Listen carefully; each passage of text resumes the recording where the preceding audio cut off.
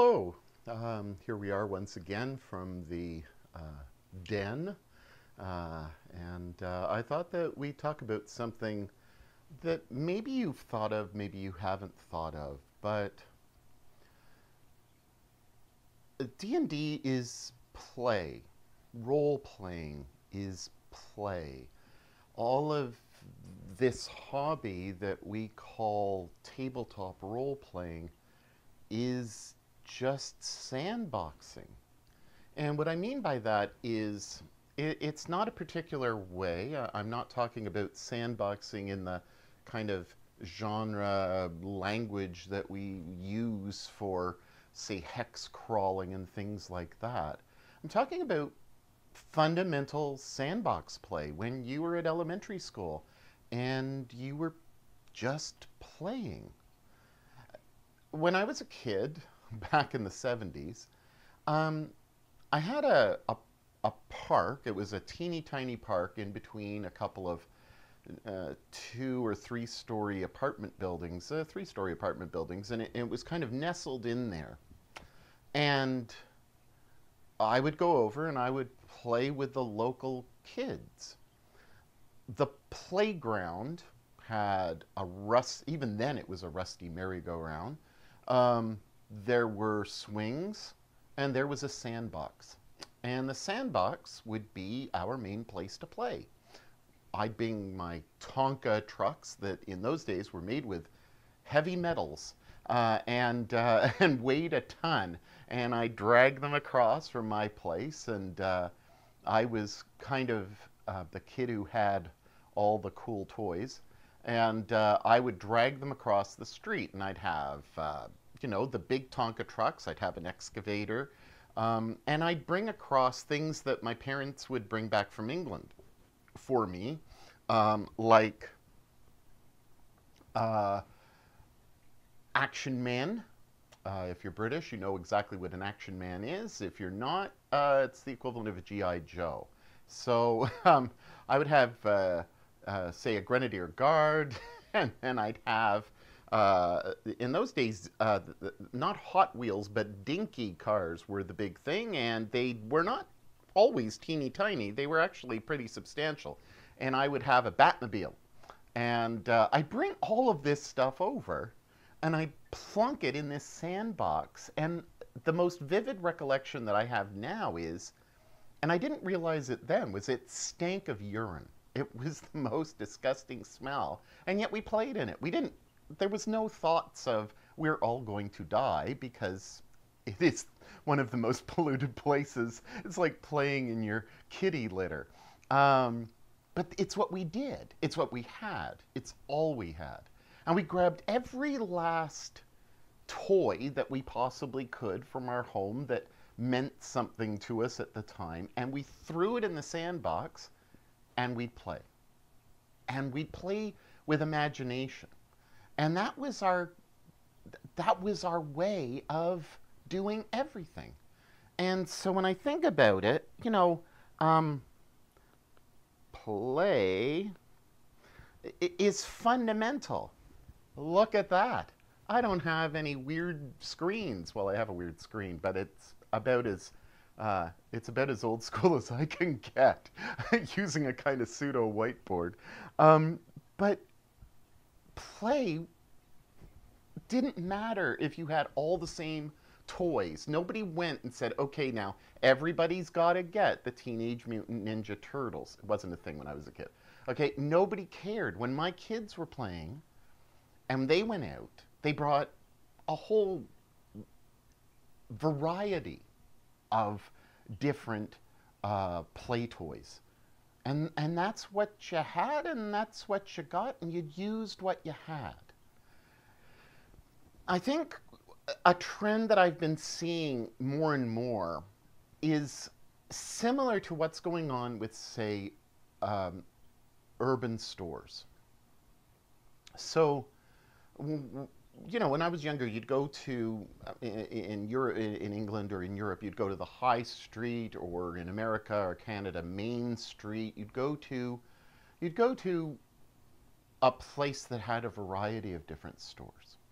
And each one mainly catered to a particular thing. In Montreal, we had Morgan's, which was a very large department store, and we had Eaton's, and we had Simpson's. And those were kind of the ones that had a little bit of everything. We had Ogilvy's, a more posh version. Um, but mainly, when you went out, you'd go to, say, a particular store for a particular thing. Now we have similar things like Walmart and certainly now online, Amazon, but they're kind of your one-stop shop for everything, and everything else has been edged out. There are particular cities, which I know, where I'm living now, that have been completely decimated. Their little stores have just gone out of business because nobody can compete with the Walmarts. Well, it's 15 years on since that particular community had a Walmart, and all those little stores on the high street have gone out of business for the most part, or turned into kind of chic, independent coffee type stores and stuff like that, but not the variety of, say, your local hardware store where you'd have a little bit of everything. The smaller stores are gone, and the bigger stores now are it. And now, as I said, 15 years on, Amazon is the go-to place. Everybody orders from Amazon, and everybody gets what they get. You go one place and you get everything, and you say that's okay. And now, since we live in a time when everybody has an opinion, everybody is trying to be in some way a social justice warrior, whether it's liberal or whether it's conservative. There's a lot of voices online that are just kind of pushing a particular agenda. And my agenda is to say we've forgotten about play, and we've forgotten about variety. I think that's spelled correctly. I'm dyslexic. I don't know. But, we want everything to be, I think, and for some of you, this is not the case, or you wouldn't be watching me, because you go on YouTube to particularly see what's going on with the hobby, people of interest, people who are giving you ideas, people who are resonating with you, because you want to get more out of the game, but you don't want to get lost in the rules of the game. So I'll go back to this idea of play and the idea of the stores and stuff. We should feel free, very free. As Geek Gamers has said in her solo Game Master's Guide, which I did a video previous, and I don't know how to put little links up, so it's a good thing. I just got as far as editing at the moment, and this is pretty big for me. So you can check out that video, or check out her videos. She's amazing. Her emphasis is, we're playing a game. Remember that time when you just went with all the toys that you had, with all the differences, and you just played. And you didn't care if the sandbox smelt like urine or not. If you're my age, you'll remember that. I doubt if there was a park that didn't have a sandbox that had a particular smell. It just is what it is. And we didn't care. And we didn't care who we played with. And that's something that I think is becoming an issue in the hobby. The hobby talks about gamekeepers. If you're watching me, you're watching YouTube, you know all the speakers. Gatekeeping. Gatekeeping, in my understanding, is basically saying, well, I'm in and I've got it right, and you're out and you've got it wrong. There are a lot of people out there who are opening the door for a chosen few. You're my age, then you're in. You're younger and, say, my kid's age, in your 20s or early 30s, you're out, because obviously you're way too crazy to play with me. That's gatekeeping. When we went to the sandbox, when I went across the street, I grew up in a Greek neighborhood in Montreal, and all of my friends were Greek. And when I went to school, if you want to know a little psychology of me, is when I went to school, one of my sad memories is the Greek. There was snow, right, and so we'd play in the playground of the school, and we would play King of the Hill, and all the white kids who were non-Greeks, who lived in a more affluent area, would be all together, and the Greek kids, I don't know, to me, everybody looked the same at the time. The Greek kids would all be together, and because I didn't live in the affluent area, I was excluded from both groups. Yes, the little tears are falling. But I think when I moved, and I moved into an area which was very different, it didn't matter at the time, to me at least, and certainly not to my friends in my Greek area, that everybody was the same. We just played together. We didn't gatekeep. We didn't say you're out because you're different. We were just happy to have friends to play with. And I find that with online play, we're now setting up so many rules. Well, I can't offend this person, and I can't offend that person, and I've got to make sure I've got permission because I'm going to get sued if I don't. I mean, that's a very American idea. I'm sorry to say. I'm sorry to say, but it is. And it's as if the game, from a YouTube and Twitch perspective, is turning the game into 4th edition D&D. Now 4th edition, I just like doing this. So 4th edition was criticized because it was equivalent to World of Warcraft. And World of Warcraft was online. And because it was online, and because it had those levels and the layers, and in 4th you had the cards and all the rest, and there was an immediate reaction to that because we were saying, nope, that's got to stop. Now, here we are, a whole D&D generation later, and the explosion of the hobby, where people are like saying, the game is built around online gaming. And if you're not an online gamer, then you're lesser. That seems to be the voice that's coming across online. And I look at all these groups, and I'm sure you've done the same thing. You kind of click around, you get all your recommendations, and you click around and you realize there are a lot of really divergent people who are part of a group, and most of the time they're talking about rules. They're talking about trying to do the same things but different. They're talking about permissions. I mean, it's very rare to find something online where a group of people are playing, where they're actually playing, and whether or not you want a kind of hex crawl game, or whether you want a rules-based game where you're sticking to the 5th edition set and everything has to be exact, or it could be Worlds Without Number, or whatever your choice of game is.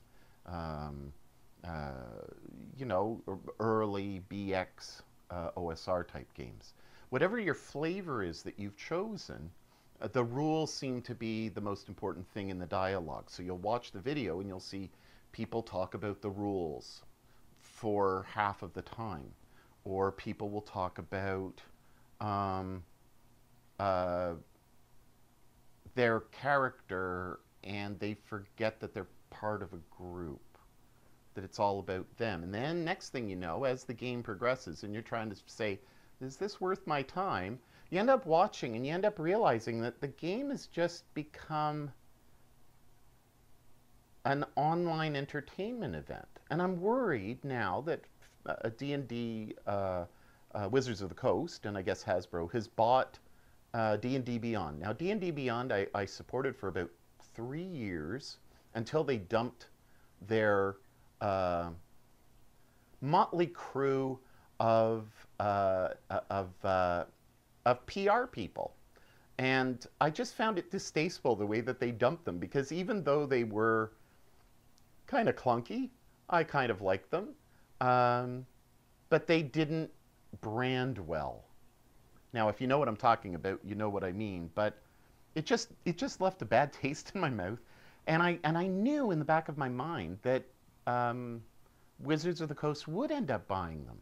I mean, this is the Microsoft model that we see in Simpsons, right? You know, with Bill Gates buying up Homer's idea, and then leaving with his thugs. That's the way. I mean, D&D is just becoming 4th edition, but in a different type of way. And I think that the OSR reaction out there is because we've stopped thinking about this as a game, and we're thinking about this as a corporate entity where we have to buy into the corporate understanding. So we're not going in with these ideas that, let's see if I can manage that. There we go. We're not going in with these ideas that everybody is just the same. We're just in it to have fun, and we want to play together.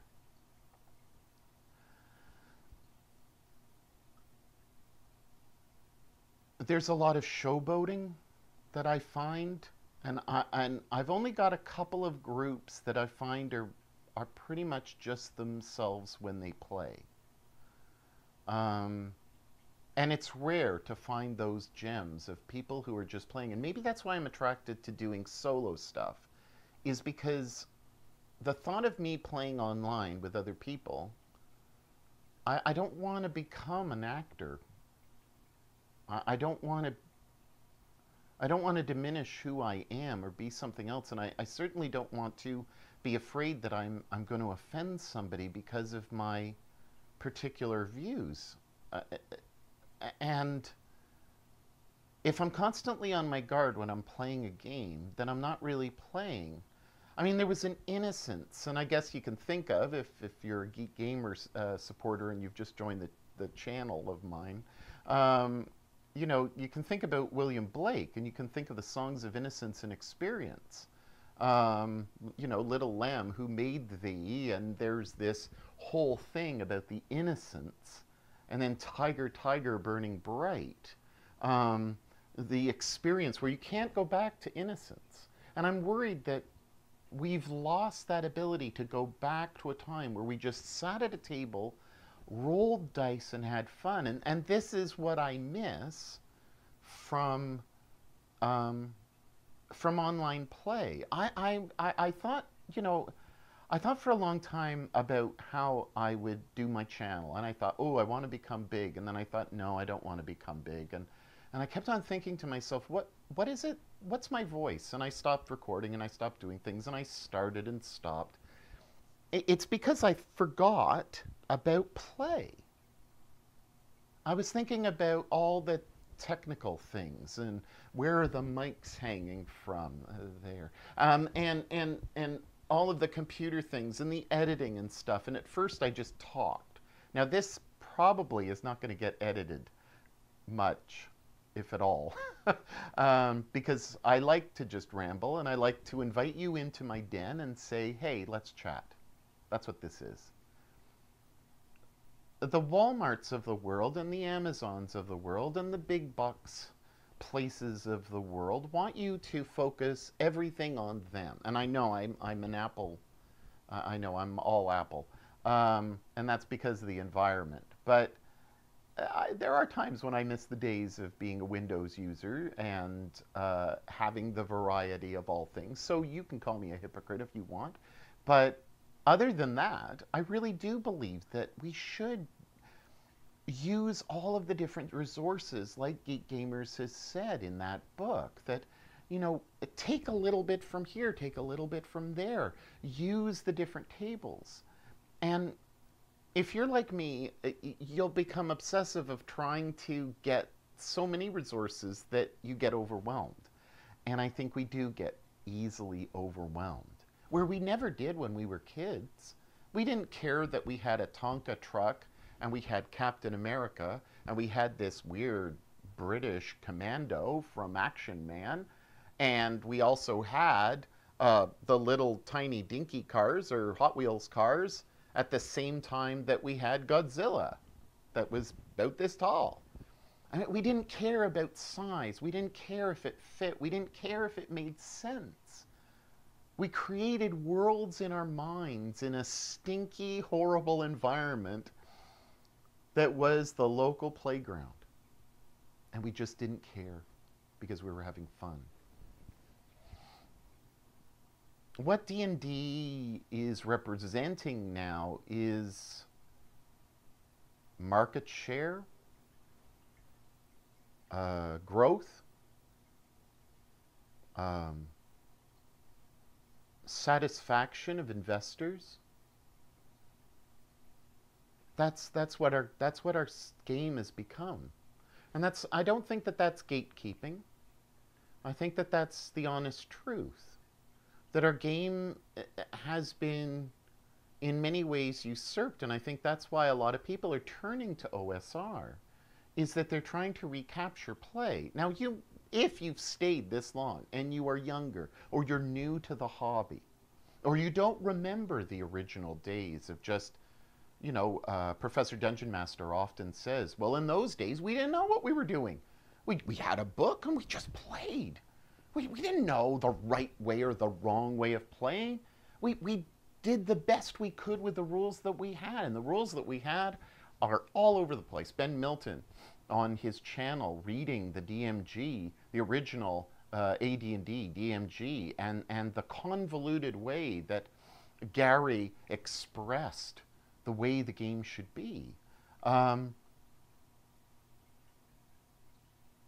Check out Questing Beast. Obviously, if you're watching me, if you're not watching Questing Beast, then you're doing yourself a disservice, and get off of my channel and go and subscribe to his.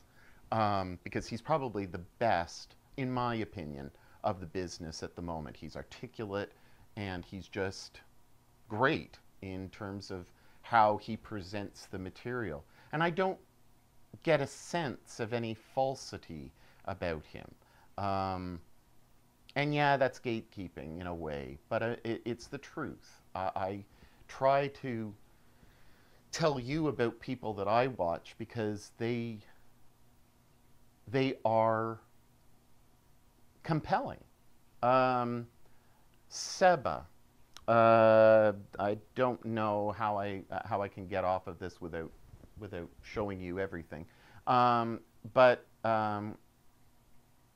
I believe that he's Swedish, and I forget his channel's name, but it's Seba. And I was in conversation with him today about a kind of a video that I watched of his on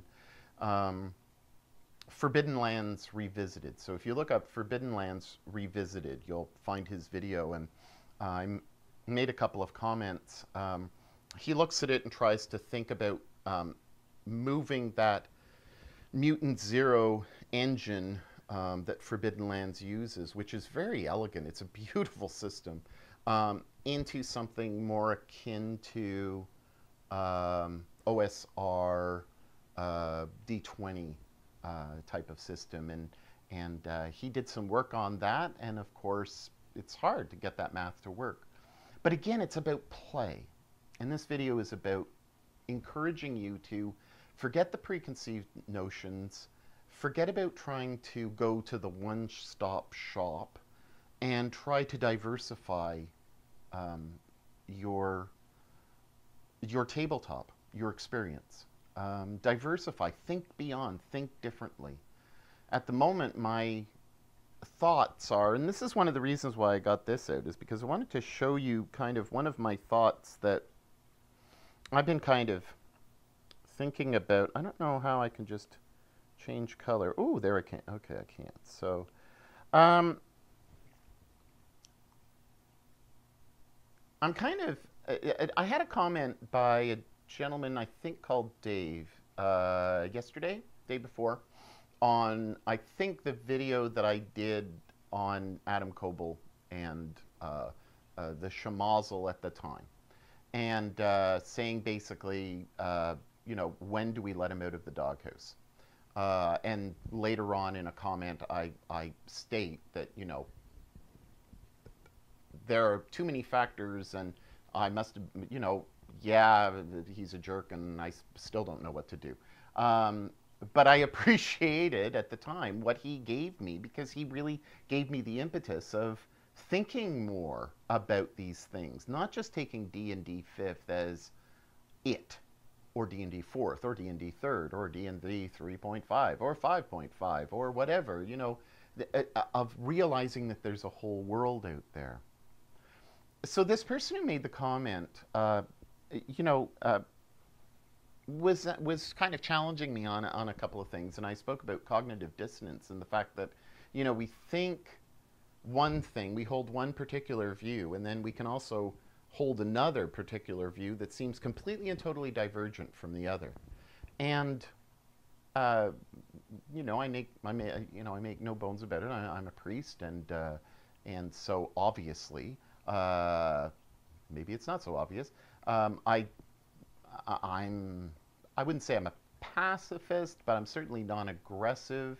I certainly believe in protection and defense, but with everything in Ukraine, I'm sitting watching the news wondering, where the hell is the European Union? Where's the States, the guardian of the world? And where are they in terms of helping out? I mean, we're literally watching an entire country get decimated, right? And you think to yourself, oh, well, somebody's got to step in, but everybody's afraid. I guess maybe the question was prompted by the world situation and how, the violence is part of this game. And I responded later after that initial comment that, I'm not an aggressive person, but I play an aggressive game because I want to play. It's not me, but it's play. But at the same time, it's not just play, it's integration. It's integration. And what I mean by integration is self-reflect. I'm dyslexic. Self-reflection. Okay, so self-reflection. We look at ourselves through play. We examine ourselves through play. I learned about how to play and how to interact with others, no matter what their race, creed, whatever they believed. People were people, kids were kids. I didn't care. Nobody cared. We didn't care. Our parents cared. Parents were idiots. We didn't care. And so we just played together until somebody taught us to be prejudiced or to be a gatekeeper or to say, oh, you can only play with Tonka toys with other Tonka toys. That doesn't make sense. Can't do that. Don't mix up the genres. How can you have construction toys with Godzilla and Batman? This makes no sense. Well, it did to us. But we integrated our way of dealing with each other, our play, we used our imaginations in a way that we're no longer using them. Everything is about making money. Most people who are on YouTube are all about, hey, what's in it for me? I want to get your cash.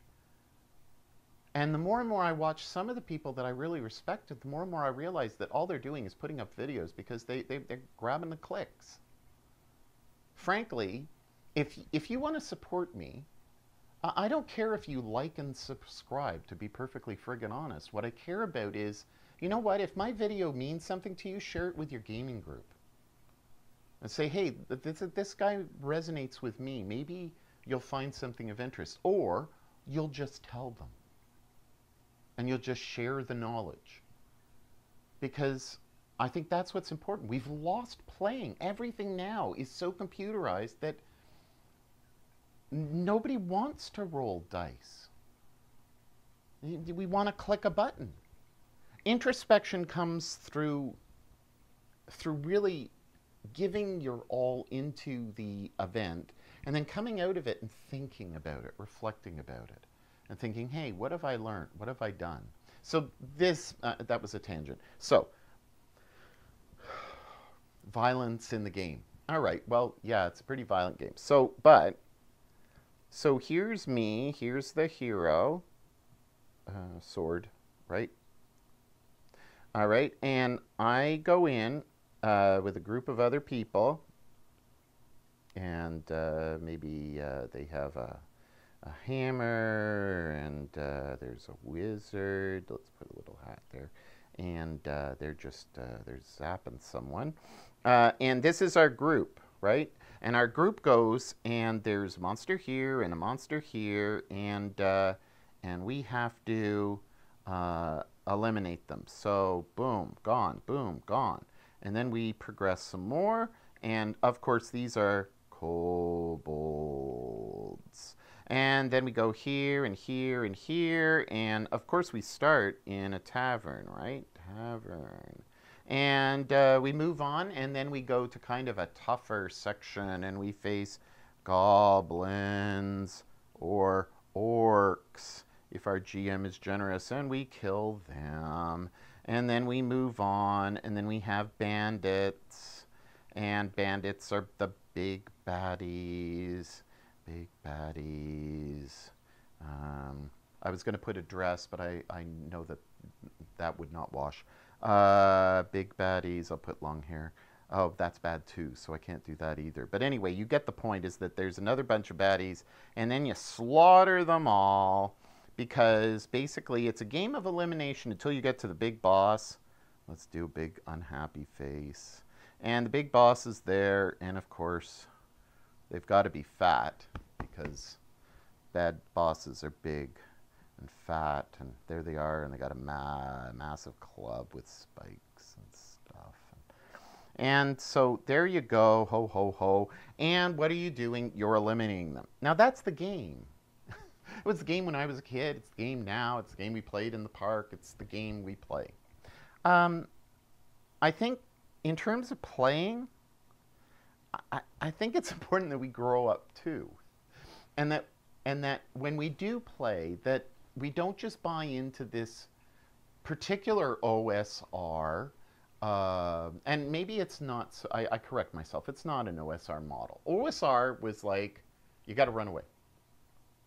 You can't just keep on fighting these bad boss, because somewhere or other, you're going to end up, you know, you're going to end up dead. Because if you keep on fighting the bigger and bigger monsters, in OSR you would die. So you had to run away to fight another day. Or at least you had to strategize. And when I watch shows online, everybody is just like fighting and fighting and fighting and fighting. And yes, I've watched other shows where fighting is not primary, but then it becomes boring, because then all you're doing is you're watching a soap opera. And I'm not sure I want to watch a soap opera either. I think there needs to be, in this kind of equation, that there needs to be some reflection on what are we doing? Now, the taverns start, that's fine. Whatever. I mean, you got to get together some places, and I know there are lots of different places where you can start. And you're the crowd that thinks. If you're watching me, you're the crowd that thinks. You don't always start in the tavern. There's different ways to start. But if you're playing online, for gosh sakes, stop quoting rules. Stop. Just keep on going. I did this big thing on Gone and how much I loved Gone back in the day, a couple of years ago. Because Gone,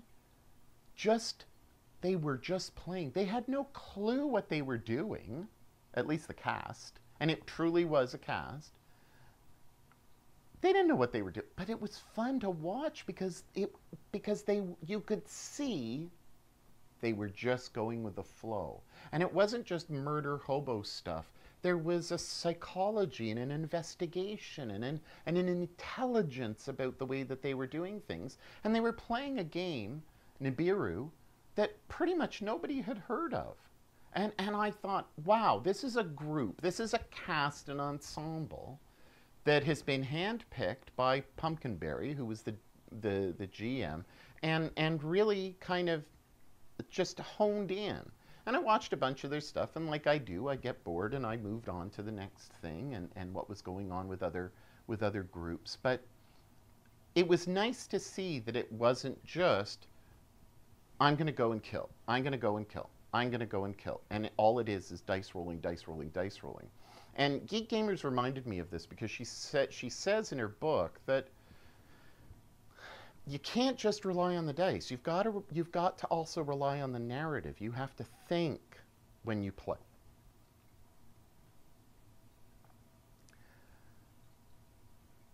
Moving from the sandbox to adulthood shouldn't mean that we forget the sandbox. It should mean that we remember the good stuff about the sandbox. One, we didn't care about the environment, and we didn't notice the environment. So the environment was the stinky urine-soaked sand. We didn't care that it wasn't perfect, and we didn't care if our friends were jerks or not. They just were who we had. And we worked with them. And we didn't have to ask them to sign a contract or to give us kind of their life psychological history. And now we do. And I'm wondering if the online gaming and if what I'm doing now is actually detrimental to the hobby instead of being good for the hobby. Because if the more and more younger gamers and new gamers see what the game is becoming, the more they're just going to see it as a video game. And I'm predicting a very quick demise of 6th edition or 7th edition. I think when 7th edition comes out, it's just going to plummet. Because there will be a rejection. There's either going to be an evolution of RPGs, and people are going to stop broadcasting. They're going to play online, but they're going to stop broadcasting themselves playing online. And that's not going to become the norm. The other thing is that, you know, Ukraine really has made an impact on people, and I think that there's a fair number of people who want to be the I want to battle and I want to kill everybody around me. And look, there are times when I absolutely want to play that style. You know, I want to be the murder hobo going around just slashing up everybody. And there is a dissonance, because that's not me in real life. That's me in the fantasy world trying to make sense of a world that's out of my control. Who knows? I mean, the gas prices and everything and the internet, and we rely on so much. If you look at Ukraine, they don't have any of that anymore. And it wouldn't take much for the world to kind of go to pot, but we still will have dice, and we'll still have our imaginations, and we'll still learn from our experience. And that's kind of the integration and the reflection, is looking at ourselves after we play a game and saying, hey, what have we learned? So in the sandbox, we've got an environment that's crappy, but it was fun. The people that we were with, we didn't discriminate in any way.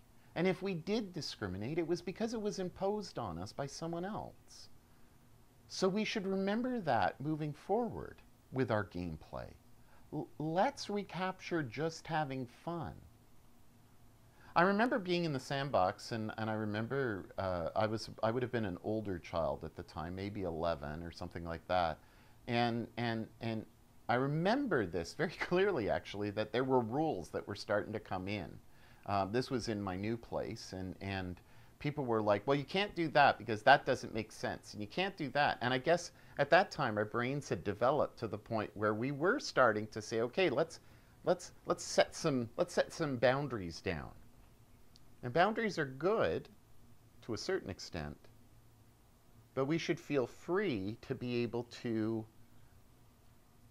take a bit here and take a bit there and not have this one-stop shop for everything where we just buy everything D&D and say, hey, that's fine, this is it. Or I've just bought a whole bunch of Kevin Crawford stuff. World Without Number, Scarlet Heroes, I've got Godbound, and I have Stars Without Number. I've got those 4. And I'm really intrigued by the way he thinks. I'm also very impressed that, like Sean Tompkin with Iron Sworn, he's given away the majority of his work so that the community can just have fun. And he's given us enough tables, and that will be a whole different video, but he's given us enough tables that we could be rolling for the rest of our lives.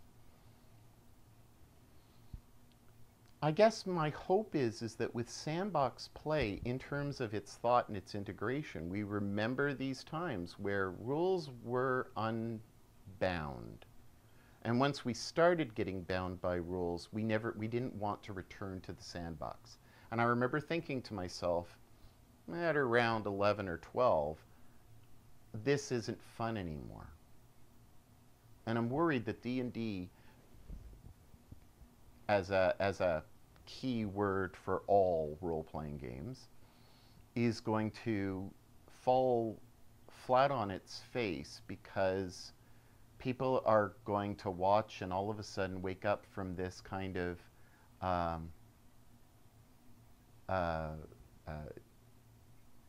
glamour that we all have.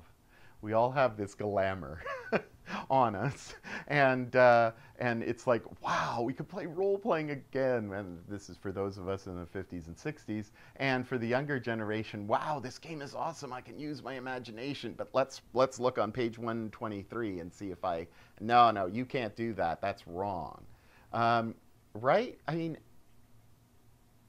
if I'm watching a video, a YouTube, and all we're doing is covering the rules as we play, that's not a fun, watchable experience.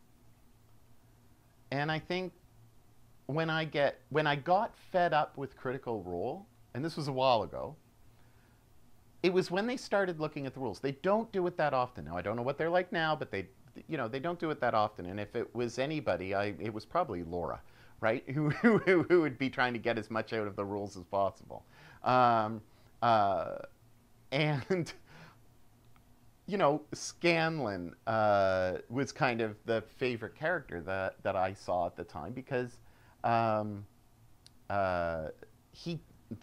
guy who played him, whose name escapes me, just had fun. He was just there to have fun. He was there to roll dice and have fun. At least they rolled dice. At least that's a fun experience.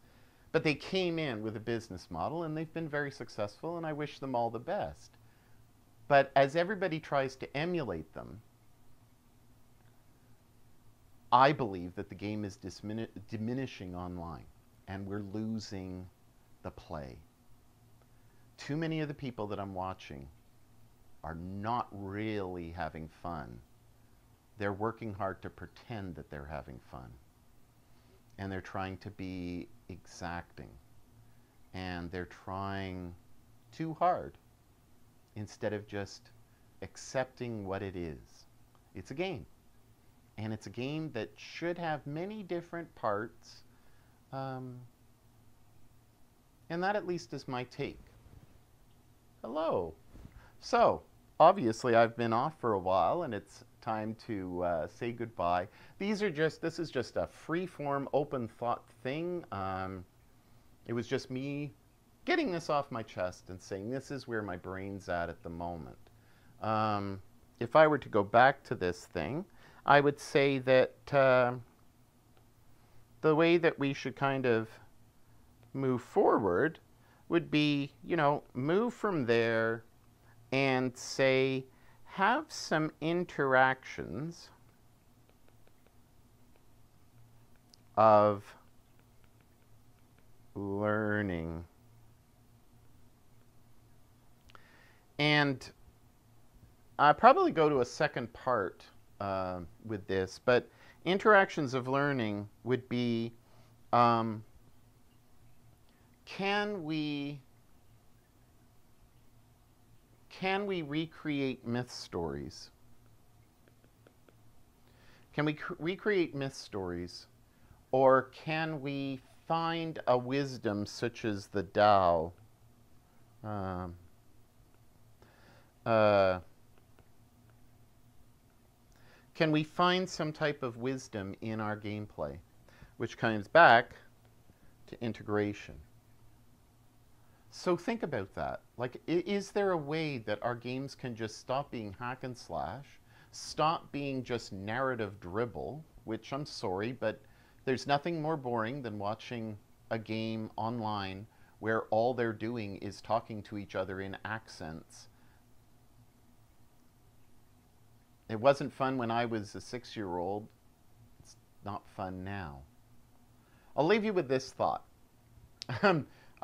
Recently, my daughter played in the youth orchestra here in our region, and our youth orchestra here was critical of a car commercial that had a mother go into the SUV or whatever it was and roll. I think it was roll up the windows and be able to, calm the piece of the crazy, horrible music that was being played by the amateur youth orchestra, her daughter's orchestra, which was crappy music. And when my daughter played, the vast majority were parents and grandparents of the kids who were in the audience. And it was discordant, but we loved it because it was our kids. But the handful of people who came out to listen to classical music were kind of applauding them, I guess, because they realized, hey, this is the future of classical music in the region. But you could see on their faces that it was a disappointing experience, because there's nothing more tedious than listening to somebody just starting to learn. Unless you're the parent, where it's absolute joy, which I know for myself. And then she got to a point where she was practicing at home, and it was a nightmare as we listened to the same piece over and over and over again, until the concert, where we realized, wow. And you could see that more and more people were coming out because it had a musicality and a beauty to it that was appreciated by a select few. And a few that would come out and appreciate the sincerity of the effort. And I think that that's what I'm looking for in the game, is a sincerity of effort online. If you have any suggestions, and I know that this helps the algorithm and all that crap, but I mean it sincerely. If you do have a comment or something that I should be watching or something that I've missed, these are all my opinions. So if you don't agree with me, that's fine. I don't expect everybody to agree with me. But if you have something that kind of I should be watching and maybe haven't, or a group that you find is really compelling and does not just discuss rule after rule after rule or get bogged down by all the details of the narration and the accents, the horribly bad accents, unless they're voice actors where they're actually trying to make a buck. And I don't know if I want to watch or support people who are just trying to make a buck online. I don't know. Again, cognitive dissonance, right? So, think about that. Interactions of learning. Can we actually learn something from the game that we're playing? Can we create something for our friends where we actually develop a mythos, develop stuff that actually gives us more meatier things? And at the moment, my main thought is